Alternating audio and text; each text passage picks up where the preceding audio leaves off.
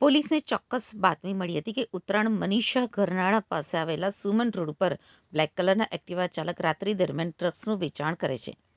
એ બાતમીના આધારે પોલીસે અલગ અલગ ટીમો બનાવી રેડ કરતા એમડી ડ્રગ્સનું વેચાણ કરનારા મુખ્ય આરોપી કેતન ઉર્ફે વકીલ મનસુખ પટેલને રંગે હાથે ઝડપી પાડ્યો છે. જ્યારે આ ગુનામાં સંડોવાયેલા અન્ય 2 સપ્લાયરને વોન્ટેડ જાહેર કરીને તેની શોધખોળ હાથ ધરી છે.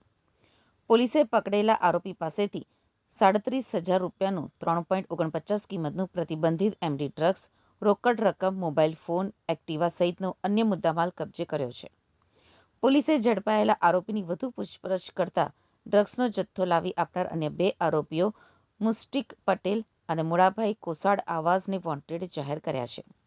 પ્રાથમિક પૂછપરછમાં સામે આવ્યું છે કે આરોપીઓ અન્ય રાજ્યો કે વિસ્તારોમાંથી ડ્રગ્સનો જથ્થો લાવીને સુરત શહેરમાં યુવાનોને છૂટક વેચાણ કરતા હતા. ઉત્તરાયણ પોલીસે પકડાયેલા આરોપી વિરુદ્ધ એનડીપીએસ એક્ટ હેઠળ ગુનો નોંધી આગળની કાયદેસરની કાર્યવાહી કરી વોન્ટેડ આરોપીની શોધખોળ હાથ ધરી છે. ડ્રગ્સના આ સમગ્ર નેટવર્કના મુખ્ય સપ્લાયરને પકડવા માટે પોલીસે અલગ અલગ ટીમો બનાવીને દરોડા શરૂ કર્યા છે.